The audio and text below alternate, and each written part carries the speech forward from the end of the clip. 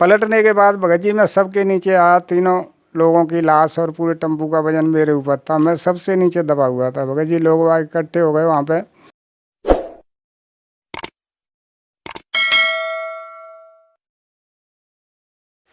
नमस्कार जी।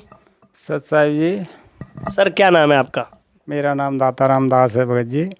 सर कहाँ के रहने वाले हैं आप? हम आगरा के रहने वाले हैं जी। सर संत रामपाल जी महाराज की शरण में आने से पहले आप क्या भक्ति साधना करते थे सर? सर हम भगत जी शंकर जी महाराज भोले बाबा की भक्ति करते। हर सोमवार को 13 साल तक मैं व्रत रखा था भगत जी। और एक 8 कामरे मैंने ला के सोरों से शंकर जी के ऊपर चढ़ाई थी भगत जी।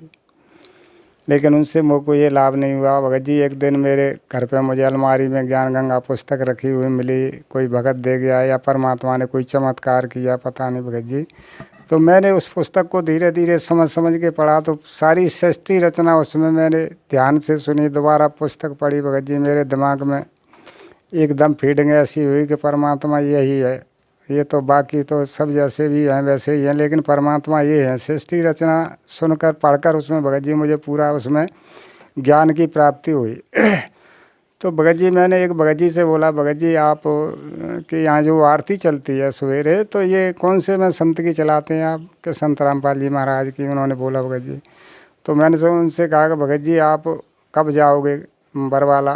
तो भगत जी ने कहा कि मैं 4-5 दिन बाद जाऊंगा। तो मैंने कहा भगत जी मुझे भी लेके चलना। तो भगत जी ने कहा हाँ भगत जी ज़रूर लेके चलेंगे। तो भगत जी मैं उनके साथ गया और मैंने देखा, सत्संग सुना, परमात्मा का भंडारा देखा, नामदान लिया भगत जी मैंने वहाँ से। तो ये मैंने 10 अक्टूबर को नाम लिया था 2014 में भगत जी। और भगत जी 18 अक्टूबर को 19 को वो नवंबर में परमात्मा के यहाँ भगत जी ये अकस्मात ये घटना इन लोगों ने की थी। तो भगत जी मैं दूसरी पेशी पे नहीं पहुंच पाया। जगत के लोगों ने मुझे बहुत उकसाया कि देखो तुम्हारे गुरु ऐसे हैं, ये है वो है वो है। लेकिन भगत जी मैं सुनता सबकी रहा, लेकिन मैंने भक्ति को नहीं छोड़ा। अपने परमात्मा के जो मंत्र दिए थे उनको मैं करता रहा। प्रथम मंत्र मुझे मिला था भगत जी 10 महीने के बाद मुझे सतनाम प्राप्त हुआ। आगरा में जब नाम दीक्षा केंद्र आ गया था जब। सर आप संत रामपाल जी महाराज से जुड़ने के बाद में फिर सर आपको क्या लाभ हुए?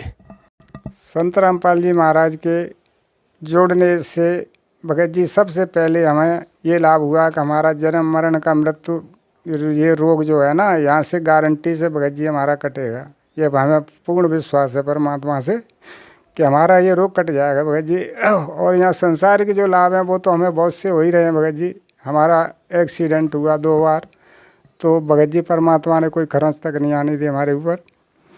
डायबिटीज़ का रोग था भगत जी मुझे तो मुझे डेली दोनों टाइम टैबलेट वगैरह खानी पड़ती थी।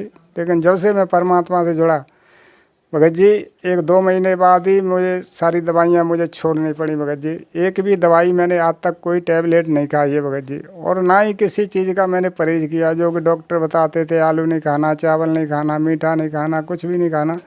और मैं सारी चीज़ खाता हूँ भगत जी और दवाई भी नहीं खाता हूँ। इतनी परमात्मा की दया है भगत जी। तो सर संत रामपाल महाराज ने आपके प्रति दया करी, इसके अलावा सर और कोई आपको लाभ हुआ हो? हम पुस्तक सेवा के लिए हम पुस्तकें लेने जा रहे थे नामदान सेंटर से भगत जी। तो एक टेम्पू लोडिंग जो विक्रम टेम्पू होता है ना, उसको हम लेके जा रहे थे। हम 5 भगत थे भगत जी। तो 2 भगत तो भगत जी ऊपर डाले में बैठे थे और 3 भगत हम बाहर बैठे थे अंदर ड्राइवर साइड में भगत जी। तो चलते चलते टेम्पू का एकदम बाएं हाथ का पहिया भगत जी बस्ट हो गया। तो बस्ट होने के बाद भगत जी परमात्मा की दया समझो आप कि बस्ट होने के बाद पहिया उल्टे हाथ पे जिस साइड का पहिया फटा था उसी साइड में टेम्पू आना था। लेकिन मालिक की ऐसी दया हुई भगत जी, उल्टी साइड में डिवाइडर में टकरा के पंटू पर पलट गया टेम्पू भगत जी। पलटने के बाद भगत जी मैं सबके नीचे आया, तीनों लोगों की लाश और पूरे टेम्पू का वजन मेरे ऊपर था। मैं सबसे नीचे दबा हुआ था भगत जी। लोग इकट्ठे हो गए वहाँ पे। आने से टेम्पू उन्होंने उठाया, मेरे को नीचे से निकाला। तो भगत जी मेरे कोई किसी बात की दिक्कत नहीं थी भगत जी। परमात्मा की कृपा से भगत जी मैं बिल्कुल ठीक था। सर आज जैसे संत रामपाल महाराज जी ने आपको लाभ दिए, सर ऐसे लाभ अगर संसार में और भी लोग लेना चाहें तो सर वो किस प्रकार ले सकते हैं? भगत जी संत रामपाल जी महाराज के शिष्यों ने घर घर जाकर के कुंदी खटखटा खटखटा के भगत जी पुस्तक सेवा की है परमात्मा की। तो जिसने परमात्मा को चाहा उन लोगों ने पुस्तकें ली हैं, पढ़ी हैं और पढ़ के यहाँ पे नाम दीक्षा पे अपना मतलब नंबर लगा के फ़ोन करके नाम दीक्षा भी ले रहे हैं भगत जी। जिसने कोने में डाल रखी हैं पुस्तकों को, पढ़ नहीं रहे हैं, समझ नहीं रहे ज्ञान को भगत जी, तो अब उनके लिए क्या है, वो तो काल भगवान ही उनके लिए जो कुछ करेगा, क्या करेगा। सर ऐसा संत रामपाल महाराज जी क्या बताते हैं अपने ज्ञान में जो लोग उनसे चुंबक की तरह खींचते चले आ रहे हैं? भगत जी जो ज्ञान आज तक किसी भी संत मंडलेश्वर और किसी भी संत ने, बड़े बड़े ऋषि हो गए, किसी ने आज तक एक ज्ञान को नहीं खोला भगत जी। जो संत रामपाल जी महाराज ने शास्त्रों के अनुसार उस ज्ञान को बताया। आज परमात्मा जैसे एक वाणी कहते हैं कि सतगुरु के लक्षण कहूँ मधुरे बैन विनोद, 4 वेद शास्त्र के 18 बोध। संत रामपाल जी महाराज को 4 वेदों, 18 पुराण, 6 शास्त्र, 11 उपनिषदों का ज्ञान है भगत जी मौखिक। तो वो ये मान लो एक अवतार पूर्ण परमात्मा ही समझो उनको, लेकिन जगत वाले नहीं समझते हैं। वो तो एक अपराधी कैदी समझते हैं उनको, लेकिन हर भक्त को इस विश्वास है कि पूर्ण परमात्मा आए हुए हैं भगत जी।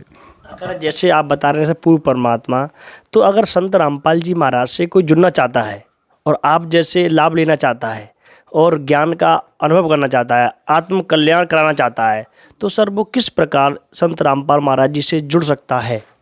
परमात्मा के भगत जी विधान के अनुसार आज हमारे पास हर व्यक्ति पे ये टच वाले मोबाइल हैं, टीवी घर घर टीवी चल रही है भगत जी। तो परमात्मा के 10-12 चैनल टीवी पे आता है। जैसे साधना 7:30 से 8:30 बजे तक, ईश्वर आता है 8:30 से 9:30 बजे तक, वृंदा आता है 9:30 से 10:30 बजे तक। और यूट्यूब पे भगत जी परमात्मा के सत्संग वगैरह और परमात्मा की जो भी वाणी आती रहती हैं भगत जी।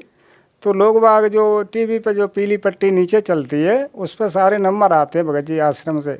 उन नंबरों पे आप कॉल करिए और परमात्मा के ज्ञान की जानकारी की सब वो वहाँ से आपको जानकारी मिल जाएगी भगत जी। धन्यवाद सर। सत साहब जी।